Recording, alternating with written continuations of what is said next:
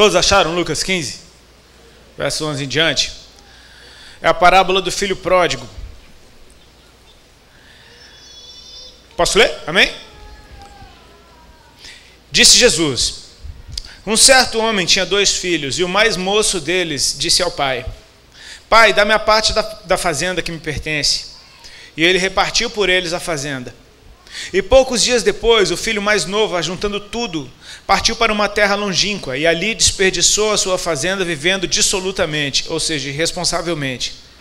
E havendo ele gastado tudo, houve naquela terra uma grande fome, e começou a padecer necessidades. E chegou-se a um dos cidadãos daquela terra, o qual o mandou para os seus campos a apacentar porcos. E desejava encher o seu estômago com as bolotas que os porcos comiam, e ninguém lhe dava nada. E caindo em si, disse: quantos trabalhadores de meu pai têm abundância de pão, e eu aqui pereço de fome? Levantar-me-ei e irei ter com meu pai, e direi: Pai, pequei contra o céu e perante ti, já não sou digno de ser chamado teu filho, faze-me como um dos teus trabalhadores. E levantando-se foi para o seu pai. E quando ainda estava longe, viu seu pai e se moveu de íntima compaixão, e correndo, lançou-se-lhe ao pescoço e o beijou. E o filho lhe disse: Pai, pequei contra o céu e perante ti, já não sou digno de ser chamado teu filho.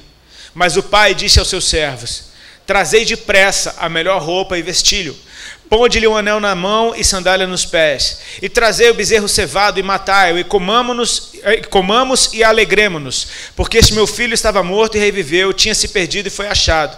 E começaram a alegrar-se. E o seu filho mais velho estava no campo, e quando veio, chegou perto da casa, ouviu a música e as danças, e chamando um dos servos, perguntou-lhe o que era aquilo. E ele lhe disse: Veio teu irmão, e teu pai matou o bezerro cevado, porque o recebeu são e salvo. Mas ele se indignou e não queria entrar. E saindo o pai, instava com ele. Mas respondendo ele, disse ao pai: Eis que te sirvo há tantos anos, sem nunca transgredir o teu mandamento, e nunca me deste um cabrito para alegar-me com os meus amigos. Vindo, porém, esse teu filho que desperdiçou a tua fazenda com as meretrizes, mataste-lhe o bezerro cevado. E ele lhe disse: ele lhe disse: Filho, tu estás sempre comigo, e todas as minhas coisas são tuas. Mas era justo alegrarmos-nos e regozijarmos-nos, porque esse teu irmão estava morto e reviveu, tinha se perdido e foi achado. Amém?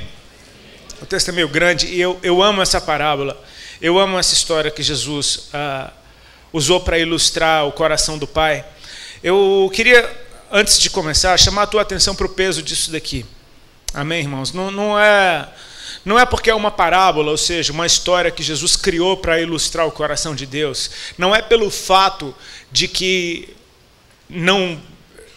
essa história não aconteceu, foi uma ilustração que Jesus usou, que isso não tem o seu peso de relevância na nossa vida, porque não foi um pregador criativo, muito inspirado, ou um poeta legal que escreveu essa parábola, foi o próprio Jesus falando do coração do Pai. E eu acho interessante você notar também que quando Jesus ele ora em Mateus 11, 28, acho que é isso, ele diz que ninguém conhece o Pai senão o Filho, e ninguém conhece o Filho senão o Pai. E você percebe que nessa história aqui Jesus está falando a respeito do coração de pai e coração de filho. Então eu creio que a gente deva dar toda a importância a cada palavra que Jesus disse aqui. Amém? Eu disse aqui no culto das 6 que eu estou numa fase da minha vida em que eu estou achando muito massa esse ambiente. Eu estou com 43 anos, eu sei que não parece, é claro. Mas eu creio que eu estou no meio do caminho. E eu creio que eu não estou nem muito para lá, nem muito para cá, eu estou no meio do caminho. E Deus tem me dado a graça de poder ministrar para gente mais velha do que eu e para gente mais nova do que eu ao mesmo tempo. E eu acho muito maravilhoso esse ambiente. Eu consigo andar com gente que usa terno, eu consigo andar com gente que não bota nenhuma calça direito. Eu consigo andar com gente que fala o português mais certinho, aquele sotaque de crente, quando vai conversar com você a respeito de qualquer coisa. Eu converso com gente que mal dá para entender o que ele fala, porque aquilo não pode ser português. Eu consigo andar com os dois tipos de pessoas. Eu consigo me divertir com gente que gosta de simplesmente sentar e conversar. Eu consigo andar com gente que, não consegue ficar parado um segundo. E eu estou amando muito esse tempo da minha vida. Eu falei para os irmãos aqui que tiveram antes, cara, com muita alegria no coração, eu assumo, eu sou um tiozinho, cara. E conforme eu contei para eles, cara, essa definição foi a minha esposa que chegou à conclusão. Porque essa semana eu estava achando que eu era um tiozão. Eu não sei se você consegue perceber a diferença. E a minha esposa, eu falei, amor, eu sou um tiozão ou eu sou um tiozinho? Ela falou, quantos anos tem o teu sobrinho? Eu falei, ele tem 5. Ele falou, então você é um tiozinho. Quando ele estiver bem mais velho, você será um tiozão. Eu falei, tá, gostei, vou até falar sobre isso. O gostoso disso é que eu não preciso estar com aquele grupo ou estar com aquele outro grupo. Dá para estar com os dois ao mesmo tempo. E aí a gente percebe que as nossas necessidades são as mesmas, cara. Em níveis diferentes. A gente precisa do amor de Deus igual. A gente precisa da alegria da salvação igual. A gente precisa ser liberto de pensamentos que nos aprisionam no estilo de vida que não agrada a Deus da mesma forma. Amém? Dadas as devidas proporções para cada geração, a mesma palavra funciona num e funciona no outro. Amém? E eu percebo que essa parábola, se você depois der uma lida na sua casa, você vai perceber que essa é a terceira de uma sequência de parábolas que Jesus usou para falar da mesma coisa para fariseus. Jesus, o texto em Lucas 15, ele começa dizendo que chegavam a ele todos os publicanos e pecadores para o ouvir, ou seja, gente de má fama. E os fariseus começavam a murmurar entre si, dizendo, ele come e bebe com pecadores. Então Jesus começou a falar dessas parábolas. Ele fala da ovelha perdida.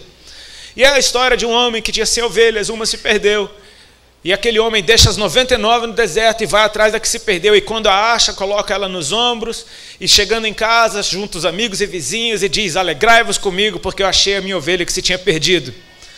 E aí ele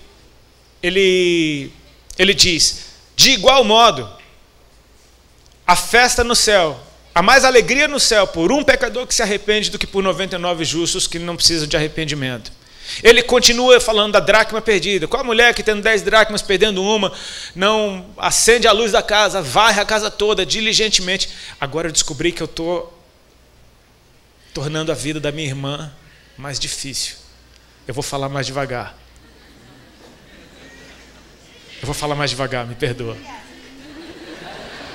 Eu vi a irmã, estava a milhão ali. Desculpa. Ele fala então da dracma perdida. E o princípio é o mesmo. Ela acende a luz, varre a casa, procura com diligência. E quando ela acha, ela chama as amigas e vizinhas e diz, alegrai-vos comigo, porque eu achei a minha dracma que tinha se perdido. Ele diz, de igual modo, os anjos fazem festa diante de Deus por causa de um pecador que se arrepende. Então ele entra na sequência nessa parábola do filho pródigo, que está falando da mesma coisa, da alegria do pai de receber aquele que estava perdido. Amém? Isso alegra o coração de Deus. E eu creio que não há propósito maior para a gente viver do que para alegrar o coração de Deus, cara. Quando Jesus foi batizado, eu acho muito lindo, porque Jesus não tinha feito nenhum milagre até então. Ele foi batizado, o Espírito Santo veio sobre ele e uma voz do céu apresentou Jesus para as multidões e disse, este é o meu filho amado, em quem me compraz, ou seja, em quem tenho prazer, ele me agrada. Ele tinha feito nada ainda. Você precisa entender que um filho, só por estar com o pai, já o agrada. Nós nascemos para agradar o coração de Deus, amém? Sabe qual é a maior alegria que você dá para Deus, cara? É você estar com ele. É ele ter você de volta. O que é que eu preciso fazer? Cara, naturalmente você vai fazer muita coisa. Ninguém trabalha mais que filho, amém? Quem já trabalhou com pai sabe disso, amém? Tem alguém aqui que já trabalhou com pai?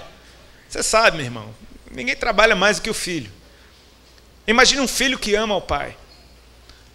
Mas a questão não é essa, não é a respeito do que você faz para Deus, é a respeito de quem você é em Deus. E se você é um filho que está com Ele, cara, isso já causa alegria no coração de Deus. Só que eu acho interessante que todas as outras parábolas, tanto a da dracma como a da ovelha perdida, elas terminam quando se fala da alegria no céu por causa de um pecador que se arrepende, por causa de alguém que estava perdido e foi achado. E essa, diferentemente, rola aquela festa, mas ela termina com o pai do lado de fora da casa, tentando convencer o outro filho a entrar. E essa mensagem foi bem direta. Jesus estava falando isso para aqueles fariseus, tipo, o pai quer todos os filhos dentro da casa. Amém? Eu não sei se você percebe, mas essa geração da qual nós fazemos parte tem experimentado revelações lindas a respeito da graça e do amor de Deus, cara. O que Deus tem feito, por exemplo, na área da adoração nos nossos dias, de uns 10, 15, 20 anos para cá. Eu aceitei Jesus há 15 anos, então só sei a partir de 15 anos para cá. Eu me lembro que eu me apresentaram ao Hillsong pela primeira vez. E era aqueles caras ainda tudo com cara de adolescente, tudo mal acabado. Hoje os caras estão tudo chique, bonito, estiloso, mas eram uns bichinhos tudo mal acabado. Tinha um deles que tinha as orelhas de abano, depois ele aparece no outro vídeo já com as orelhas coladas. Tipo, o cara tá ficando bonito. Milagre, Deus colando orelhas. De novo, né? Eu me lembro de quando eu vi esse tipo de adoração aparecendo e aquilo era impactante, falava, cara, isso está acontecendo. De entrar em igrejas entupidas de jovens, de gente, parecida comigo, e os caras orando e falando em línguas, cara, isso tudo me marcava. Eu vi que Deus está fazendo algo de tipo, chamando essa galera para dentro. Eu percebo, por exemplo, esse ano, eu fui convidado para ministrar em não sei nem quantas Assembleias de Deus. E eles me convidaram para estar lá. Eles não me impuseram nada, eles falaram, cara, vem aqui ministrar para os nossos jovens. Sabe aquelas histórias que a gente já ouviu tanto, se não tiver um terno não prega, se não tiver uma gravata não prega, sabe tudo isso? Eu nunca vi isso. Eles me convidam, então Deus está fazendo alguma coisa, amém? E eu falo muitas vezes para eles, cara, obrigado, porque vocês oraram para os malucos se converter, vocês oraram para os maconheiros se converter, vocês oraram para os tranqueiras se converter, e cara, olha aí, a gente chegou. Vocês oraram, Deus respondeu. Amém? Isso é muito lindo. Só que às vezes a nossa geração foi ferida por religião. Foi ferida por religiosidade. E é uma tendência natural, você rejeita tudo aquilo que já te rejeitou um dia. Tipo assim, você não me quer, eu também não te quero. E aí a gente tende a rejeitar também. E quando a gente percebe, cara, a gente ficou religioso ao contrário. É uma outra religião que a gente acaba inventando. É a religião do anti-religião. Que é uma religiãozinha. Você entrar um irmão de terno numa igreja que está todo mundo de bermuda, vão ficar olhando para ele, julgando o cara. Falando, olha lá. Você está percebendo que é a mesma coisa? Essa rejeiçãozinha, ela não combina com o reino de Deus. Isso não faz parte do reino de Deus. Eu, por exemplo, eu ando em muitos lugares, cara, como eu falei para vocês, eu prego a mesma palavra em todo e qualquer lugar que Deus me levar. Enquanto Deus não me der outra, é aquilo que eu vou ficar pregando até ninguém aguentar mais ouvir aquilo. E graças ao YouTube agora não dá mais para pregar 2, 3 vezes mesmo, porque o pessoal acaba comigo. Eu não estou nem aí. Mas eu acho lindo porque, assim, eu sou convidado para ministrar em lugares que são conhecidos por ser tradicionais. E eu percebi que eu amo estar nesses lugares, cara. Sabe aquelas igrejas que os pentecostais chamam de geladeira? Igrejas sorveterianas. Já ouviu falar disso? O culto ali é frio, não sei o quê. Cara, eu amo estar nesses lugares, velho. E eu não fico lá tocando terror, não. Eu entro na vibe. Tudo bem, a galera fala baixo, eu falo baixo também. De boa. Me amarro. Eu estou indo agora ministrar lá em Londres, numa igreja que o pessoal é chique. Meu irmão, estou levando meu terno. Doido para botar meu terno. Vou tirar uma onda de terno, vou ficar chique ali, cara. Mandei até lavar. O bicho devia estar com um cheiro de mofo. Não sei nem quando foi a última vez que eu usei ele. Mas vou levar. Vou curtir uma onda de terno ali, irado. Não tem problema com isso. Eu perguntei até um dia para minha esposa, eu falei, amor, você acha que eu sou tradicional? Ela falou, de onde é que você tirou isso? Eu falei, cara, eu amo estar com meus irmãos tradicional, não é possível. Eu acho que eu sou tradicional, eu acho que eu sou assim, cara. E eu percebi que, sabe, aquilo que por muito tempo parecia que era religiosidade, eu comecei a perceber que é zelo. E Deus é Deus zeloso, amém? Deus não acha ruim o zelo não, cara. Às vezes o excesso de zelo parece religiosidade, o cara fica meio chatinho até, mas é só zelo. Sabe como a gente cantou aqui, ninguém me toca como você, ninguém me vê como você me vê. A gente precisa aprender a ver como Deus vê, cara, e pedir para Deus mostrar como é que Ele vê, porque se Deus te mostrar como é que Ele vê, você vai amar. Eu tive uma experiência uma vez, eu estava, sabe aquela hora que você está quase acordando assim, eu comecei a orar antes de levantar. E foi uma época assim que eu estava brigando muito com a minha esposa porque eu achava que ela era meio infantil e que ela tinha, que ela devia amadurecer em algumas áreas, que ela ficava patinando no mesmo erro o tempo inteiro. Eu estava cheio de julgamento e de dizer isso e aquilo. Eu perguntei para Deus naquela oração, e é massa essas orações que você faz quando você está meio acordando porque elas não são suas. Parece que Deus te cutucou para você perguntar aquilo só para Ele te mostrar o que Ele queria que você visse. E eu perguntei para o Senhor, Pai, como é que o Senhor vê a Ali? Eu nunca tinha perguntado isso para Deus. Falei, como é que o Senhor vê a Ali? E foi maravilhoso porque assim, eu terminei de perguntar, cara. Eu tive uma visão tão linda. Eu via Jesus aquela aparência clássica de Jesus, aquela que todo mundo acha que ele é, sabe? Tipo cabeludo, bonito, pá, louro, do olho azul. Eu vi aquele Jesus assim, foi uma impressão que ele me deu para eu saber que era ele, né? A linguagem que ele sabe que eu ia entender. E ele estava com umas roupas muito compridas, bonitas, assim, as roupas tinham várias cores, e estava muito bonito aquilo ali. Ele estava num gramado, tipo numa pequena colina, assim, um dia de sol, coisa mais linda.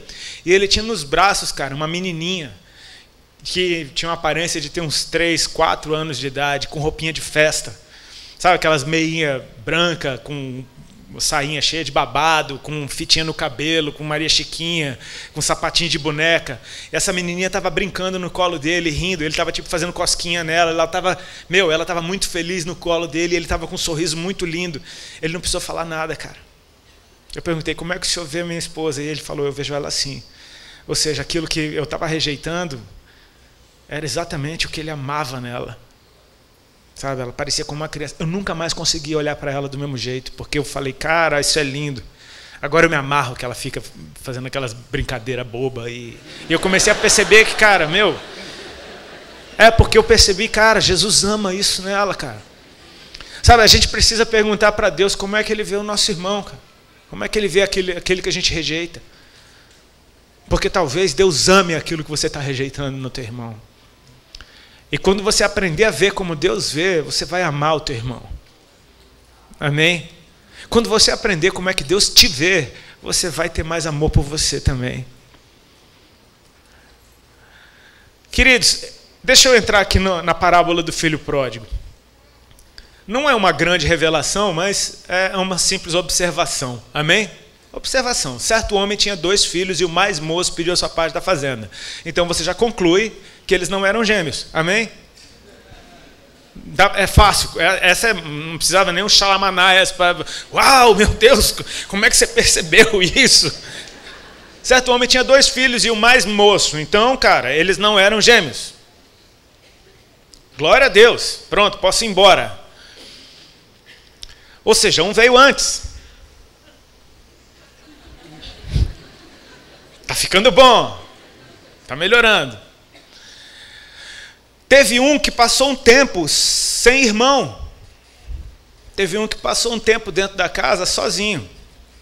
E eu não sei se tem aqui alguém que é filho mais velho dentro de casa. Tem alguém? Quem aqui é filho mais velho? Eu também sou. Levanta a mão, você que é filho mais velho. Vamos ver quem está ganhando. Baixa a mão. Quem aqui é filho mais novo? Vixe, perdemos feio. Mas tem um mais velho com o microfone na mão. Então você vai ter que ouvir. Amém? O nosso desabafo de irmão mais velho. Cara, não é justo. Não é justo. Pastor, você é mais velho ou mais novo? Mais novo. Não é justo, cara. Você tem que ter misericórdia do teu irmão mais velho. Cara, o mais velho apanha mais. O mais velho toma muito mais não do que o mais novo. O mais velho demora mais para falar. O mais velho demora mais para aprender a andar. O mais velho parece que é mais bobo.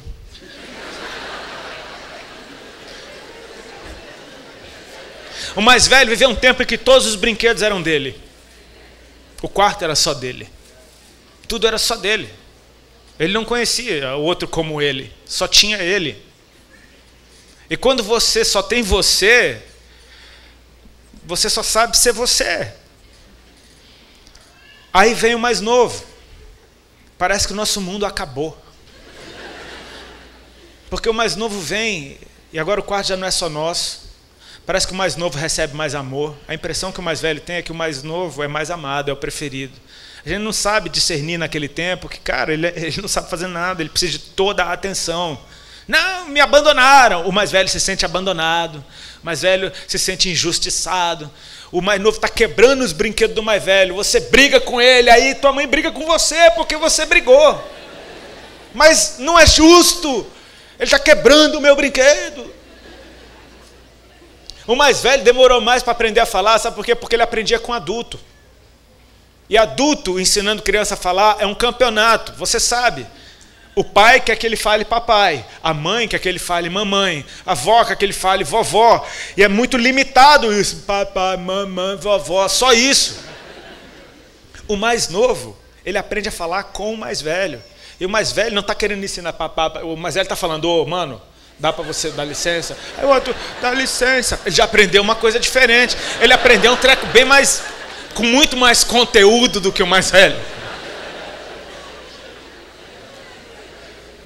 Só estou querendo que você observe que tem detalhes inseridos aqui nesse texto que a gente precisa prestar atenção. Eu me lembro que quando eu era adolescente, cara, eu era metido a punk, revoltado, só andava de coturno, todo rasgado, ouvindo música louca, meu pai ficava doido com aquilo. Só que meu pai tinha um sonho, era um sonho dele. O sonho do meu pai era quando o filho dele tivesse 18 anos, meu pai ia comprar um carro para o filho dele. Eu não merecia um carro, eu não agradava o coração do meu pai, mas o meu pai tinha esse sonho que era um sonho dele. Ele ia se sentir realizado de comprar um carro para o filho dele quando o filho dele fizesse 18 anos. Eu fiz 18 anos. Meu pai comprou um carro para mim, era um Cadete. Eu sou velho. Era um Cadete, cara. Novinho, estava lá na garagem. Eu não agradava muito o coração do meu pai, então ele me deu aquele Cadete, como, tá aí, ó, o carro aí. Não teve muita, olha aí o carro, não, foi tipo, tá aí o seu carro. E eu nem para aprender a dirigir, cara. Eu não aprendi a dirigir. O carro ficou lá na garagem. E eu ficava lá, feito um punk, andando a pé, de coturno no sol. Meu irmão, 3 anos mais novo do que eu, se ligou que eu era um otário. Então ele aprendeu a dirigir. E o dia que eu me toquei que eu precisava aprender a dirigir, foi um dia que eu estava vindo, não sei de onde, eu já estava andando uma meia hora no sol lá em Brasília. Passa o meu irmão no meu carro, buzina para mim e não para. Eu me toquei, eu preciso fazer alguma coisa. O mais novo é acelerado. O mais velho aprende a se relacionar com o pai diretamente. O mais novo aprende como é o pai através do mais velho. O mais novo, ele vê o mais velho tomando umas surras, ele, opa, já sei que não é para ir por ali. Ele fica muito mais malandro. O mais velho só pôde sair de casa com 16 anos. Vai ir para a festinha, 16 anos. O mais novo com 12 está saindo. É ou não é? É injusto, cara. Não dá esse senso de, isso não é justo. Isso não é justo, ele tem que sofrer o que eu sofri. Você está percebendo agora como é que é o texto?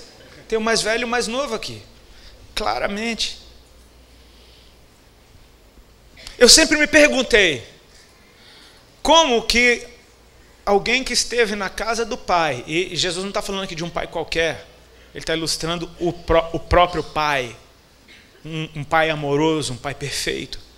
Como que alguém dentro da casa do pai consegue achar que do lado de fora está melhor? O que é que decepcionou esse cara dentro de casa para ele querer suas coisas e ir embora? O pai não foi. E aí eu começo a desconfiar, cara. Isso me dá temor. Porque talvez, é só observação, o mais novo tenha olhado para a vida do mais velho e falado, cara, tua vida é muito chata, cara. Eu não quero ser que nem você. Se eu continuar aqui, eu vou terminar que nem você. E sabe, às vezes a nossa religiosidade, ela dá uma má impressão a respeito de quem Deus é. Gente religiosa mostra um Deus agressivo, um Deus brabo, um Deus que só quer punir, um Deus que quer castigar, porque é tudo que ele conhece. E o que acabou de chegar está olhando para isso e falando, cara, eu não quero viver assim, eu prefiro viver do meu jeito.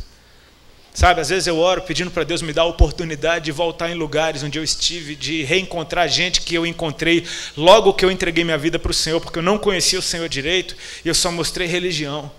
E talvez essas pessoas não tenham se interessado por Jesus porque eu não mostrei Jesus como ele era.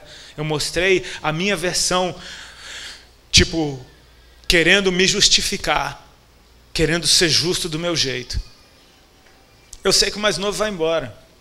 E o maior erro que ele comete, talvez não seja o maior, talvez seja só o primeiro. Às vezes a gente precisa assumir que os maiores erros que a gente comete não são aqueles que têm uma dimensão gigante, mas são aqueles que a gente comete primeiro, porque a partir de um a gente comete o outro. Se talvez o primeiro não acontecesse, o segundo não viria. Esse cara vai embora de casa, mas ele cometeu um erro primeiro. Ele pediu a sua parte da herança. Eu sempre me perguntei nisso também, que pai é esse que dá a herança quando ainda está em vida? Aí a gente pode ouvir, não, ele matou o pai no coração, aleluia. Tá, mas o pai entregou, e o pai continuou vivo. Então eu começo a perceber que Jesus está falando de coisas espirituais. Ele pediu o controle da vida dele para Deus. Cara, é uma coisa terrível quando você tira o controle das mãos do Senhor. Porque na real a gente não sabe conduzir a nossa vida. Eu estou aqui, eu falei para vocês, com 43 anos de idade, e cada dia eu aprendo mais isso. Cara, eu não sei cuidar da minha vida, eu preciso que Deus me ensine a cuidar da minha vida. Eu preciso que Ele tenha o controle sobre mim, porque se Ele tiver o controle sobre mim, a minha vida vai caminhar num caminho bom, porque Ele sabe como é que eu funciono melhor. Teve um devocional que eu recebi um dia pelo telefone, de um pastor amigo meu, ele me manda todo dia. E toda vez que eu ministro sobre o filho pródigo, eu acabo falando disso, porque eu acho que é muito válido. Era simplesmente um devocional, uma coisa que ele mandava toda manhã. E ele dizia assim, que na criação, Deus deu ordem para as águas produzirem os seres viventes. E as águas produziram os seres viventes, apareceram as baleias, os peixes, enfim, os bichos do mar. E Deus deu ordem para a terra produzir a erva do campo e os seres viventes. Então, nasceram as plantas, nasceu a erva do campo, nasceram os animais e pá. Então Deus disse para si mesmo, ele disse, façamos o homem à nossa imagem e semelhança. E então apareceu o homem, Deus fez o homem à sua imagem e semelhança. O estudo que ele estava dando naquele dia, era que ele falava assim, Deus não simplesmente criou as coisas, Ele criou antes o habitat para cada uma delas. Ele falou, cara, se você tirar um ser da água, do seu habitat, é questão de tempo, ele vai se debater por um pouco, daqui a pouco ele morre. Você tirar um peixe da água, você vai ver ele pulando, ele ainda está vivo. Ele está se debatendo até que ele vai parando, ele morre. É numa velocidade incrível. Da mesma forma, você tirar um ser da terra e botar ele em outro habitat, ele vai demorar um tempo, daqui a pouco ele morre também. E ele falou, cara, quando Deus nos fez, Ele criou o nosso habitat. O nosso habitat é Ele mesmo. Nós saímos dele. Nós somos feitos a partir da sua imagem e semelhança. Se você sai de Deus, é questão de tempo. Começa a perecer até que morre, até que se acaba. E você vai perceber que aconteceu uma velocidade incrível. Ele foi embora de casa com tudo que era seu, e lá ele viveu de uma maneira irresponsável, gastou tudo e acabou. Você percebe a velocidade com que acontece isso? A vida vai se esvaindo. Ele saiu de casa. Sabe, é engraçado porque os filhos, os mais velhos, vamos chamar dos religiosos, eles quando estão incomodados com alguma coisa, eles não vão embora, eles ficam incomodados, meu irmão. Eles vão ficar, mas vão ficar incomodados e vão ficar incomodando. Vão ficar. Já vi gente assim, meu irmão, por que não vai para outro canto? Não, vou ficar aqui. Os mais novos, eles quando se incomodam, eles vazam na hora e não querem voltar nunca mais. E aí Deus tem que fazer alguma coisa, amém?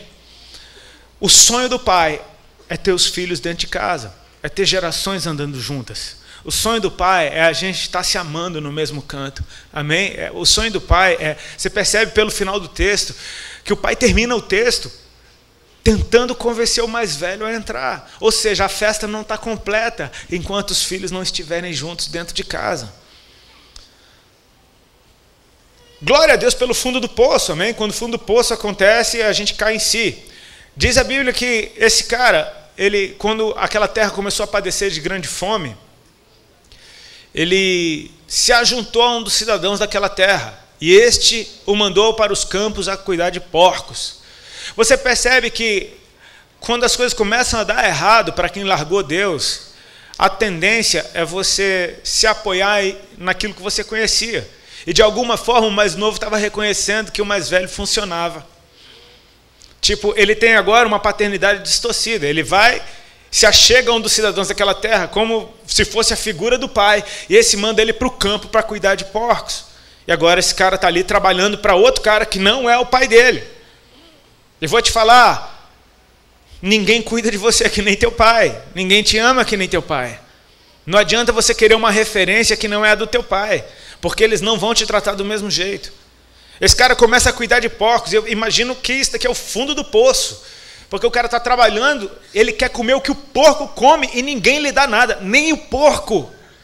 Ninguém ajuda o cara. E é nessa hora que ele cai em si. Se ele cai em si, é porque ele estava fora de si, amém? A gente precisa ter misericórdia, porque muita coisa que a gente está vendo como loucura e aberração é simplesmente gente que está fora de si, cara. Ele cai em si e ele diz: na casa do meu pai até os trabalhadores têm fartura de pão, e eu aqui padeço de necessidade. Cara, aqui é uma história linda.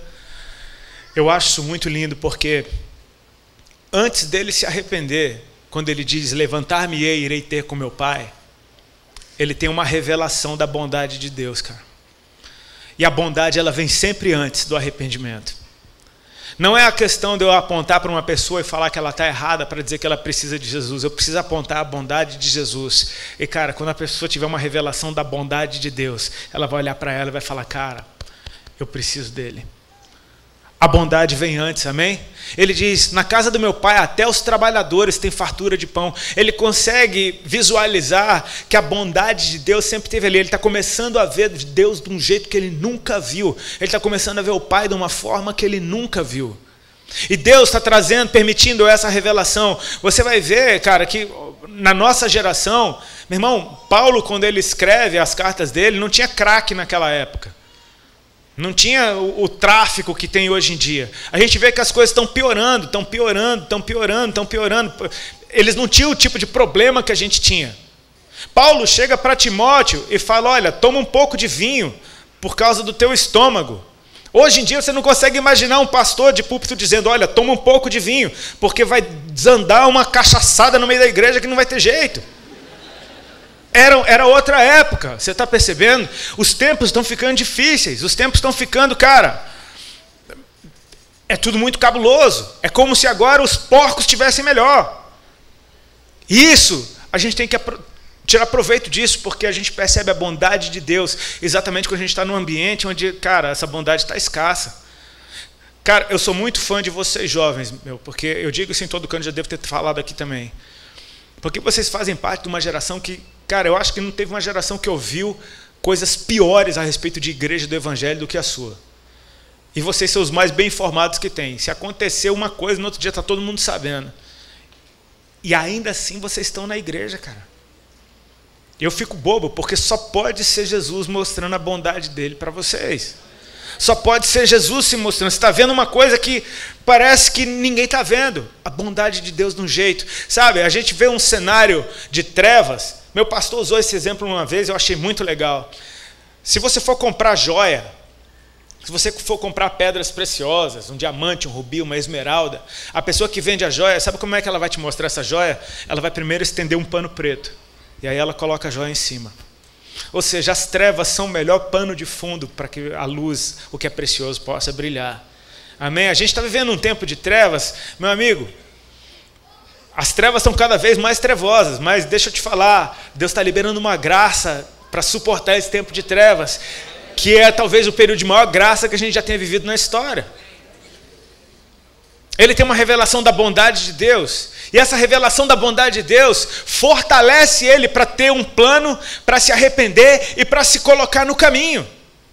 Eu vou dizer, pai, pequei contra o céu e pequei contra ti. Até ele está certinho, amém?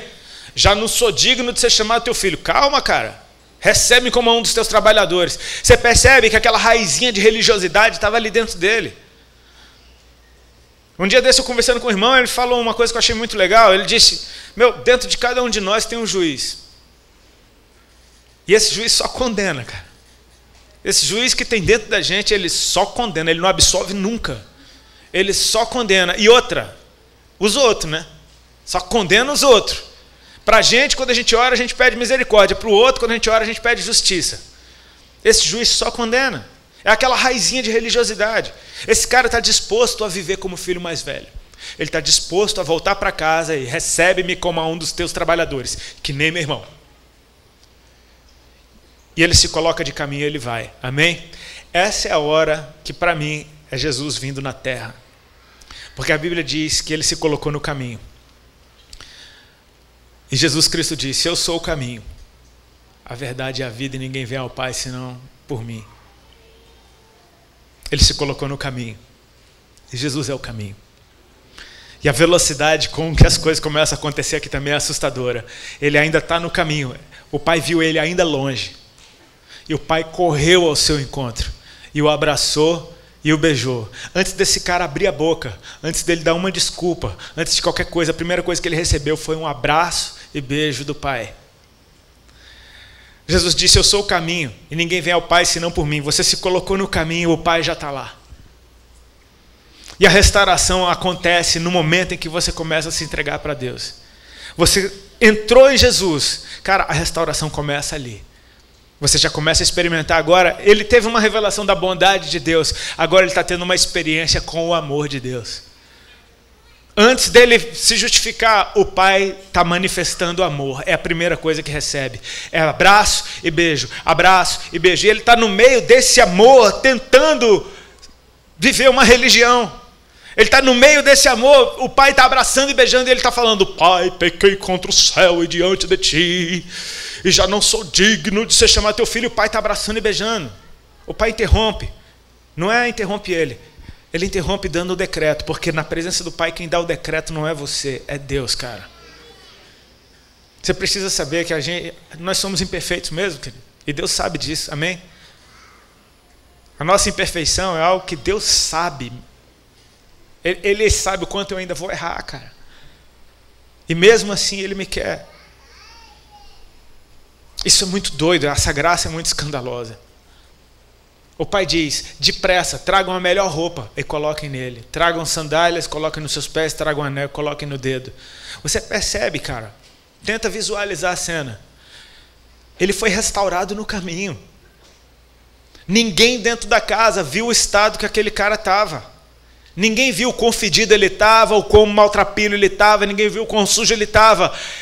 Eu creio que o Pai abraçou e beijou ele tanto que ele ficou limpo. Ele entrou em casa com roupa limpa, ele entrou em casa com anel no dedo, ele entrou em casa com som de festa que já estava ali. A restauração acontece no caminho. Quando entra em casa, você já entra restaurado. E isso acontece numa velocidade incrível. A gente não consegue assimilar. Eu imagino esse cara entrando em casa envergonhado, é a minha impressão. Porque às vezes a gente fala, cara, eu não sou digno, como é que isso está acontecendo?